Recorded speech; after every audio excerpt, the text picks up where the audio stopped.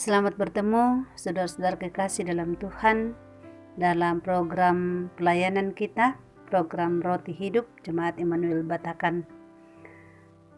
Kasih karunia dan damai sejahtera dari Tuhan kita Yesus Kristus kiranya menyertai saudara-saudara semua oleh kuasa Roh Kudus. Sebelum kita membaca firman Tuhan dan merenungkannya, mari kita berdoa. Tuhan dan Bapa kami di dalam surga, kepadamu pujian dan sembah dari kami anak-anak-Mu. Bersyukur untuk hari ini, bersyukur untuk waktu karunia-Mu yang Tuhan masih perkenankan. Lebih lagi untuk kekuatan, untuk kesehatan yang baik, dan kesempatan untuk kembali menyiapkan diri mendengarkan firman Tuhan. Bersabdalah kepada kami saat ini ya Tuhan. Tuntunlah kami ya Roh Kudus, ampunilah dosa kami. Kami berdoa di dalam nama Tuhan Yesus. Amin. Firman Tuhan kita akan dengarkan dari Yesaya 57 ayat 6 sampai 13. Penyembahan berhala sebagai persinahan. Padamu hanya ada batu-batu licin dari sungai, dan hanya itu sajalah yang ditentukan bagimu. Kepada mereka juga engkau mengunjukkan korban curahan dan mempersembahkan korban sajian. Masakan aku sabar akan hal itu? Engkau menaruh petiduranmu di atas gunung yang tinggi dan menjulang, dan ke atas gunung itu juga engkau naik untuk mempersembahkan korban sembelihan. Engkau telah menaruh lambang berhalamu di ambang pintu masuk rumahmu.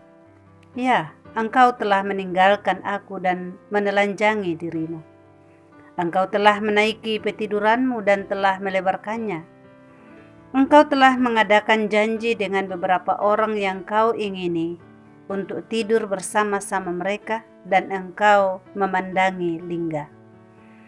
Engkau datang menghadap Molok dengan membawa minyak dan banyak-banyak wangi-wangian. Engkau menyuruh duta-dutamu pergi sampai jauh dan sampai ke bawah di dunia orang mati.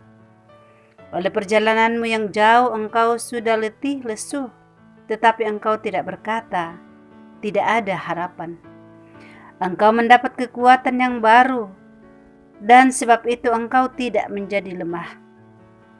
Kepada siapa gerangan engkau gentar dan takut, sehingga engkau berdusta dan tidak mengingat aku atau memberi perhatian kepadaku? Bukankah karena aku membisu dan menutup mata, maka engkau tidak takut kepadaku?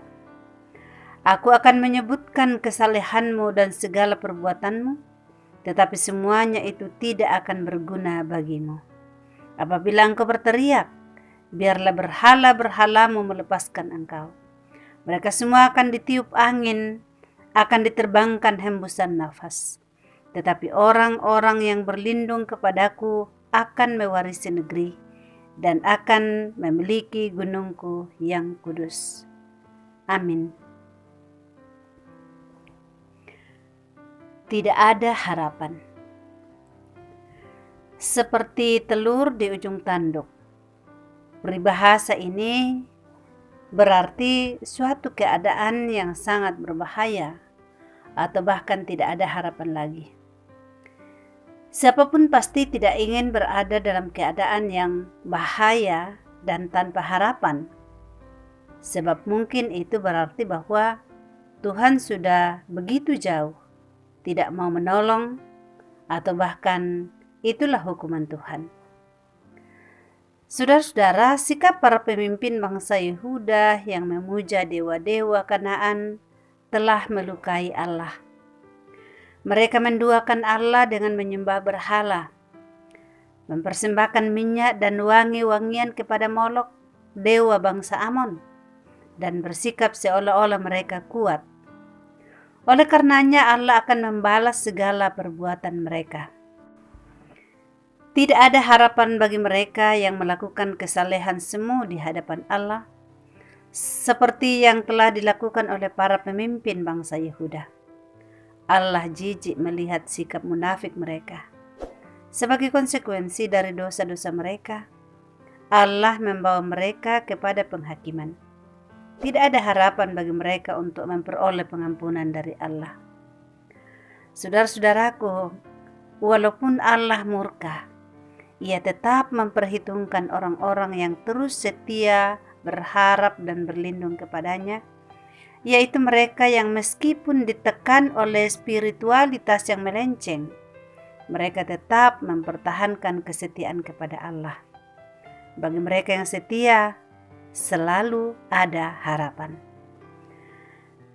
Mereka yang tetap beriman kepada Allah di tengah pergumulan akan memperoleh keamanan dan kenyamanan.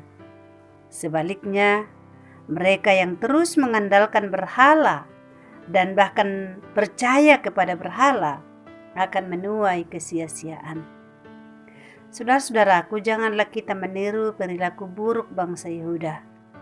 Kesetiaan kita kepada satu-satunya Allah harus selalu kita jaga.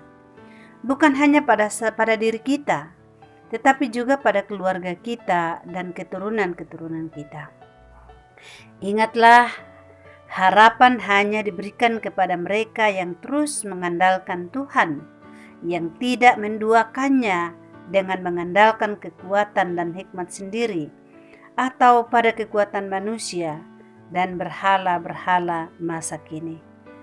Saudara-saudaraku yang dikasihi Tuhan, ketika kita ada di situasi sulit karena semakin meningkatnya pandemi COVID-19, tetaplah setia kepada Allah. Tetaplah hidup dalam pengharapan. Kasih-Nya tak berkesudahan, menyertai kita, memelihara kita, dan tunjukkan bukti kesetiaan kita, ketaatan kita kepadanya dengan tetap mempercayainya dan menggantungkan seluruh hidup pengharapan kita kepadanya sambil melakukan apa yang dapat kita kerjakan, atau dalam masa pandemi kita semua tetap diingatkan untuk mengikuti protokol kesehatan dengan baik. Kiranya firman Tuhan menjadi berkat kepada kita semua. Amin. Mari kita berdoa. Ya Bapa di surga, terima kasih untuk firman-Mu. Kiranya hati kami selalu condong kepadamu. Dan kiranya hati kami tidak berpaling kepada berhala-berhala masa kini. Baik itu kepada materi, kepada pengandalan akan diri sendiri, berbagai macam teknologi dan lain sebagainya. Tetapi dalam memanfaatkan semuanya itu, kami sungguh-sungguh bergantung hanya kepada Tuhan saja. Mampukan kami untuk memegang teguh firman-Mu yang kami baca pada saat ini Tuhan, sehingga kami terus hidup di dalam pengharapan di dalam Yesus Kristus. Ya Tuhan, Engkau tahu bahwa saat ini begitu banyak saudara-saudara kami yang terpapar COVID-19. Baik anggota jemaat-Mu maupun saudara-saudara kami yang lain. Mereka sedang menjalani karantina mandiri. Kuatkanlah imun mereka ya Tuhan. Berikanlah ketenangan kepada mereka. Kuatkan iman mereka juga. Dan kiranya pengharapan mereka teguh di hadapan hadirat-Mu.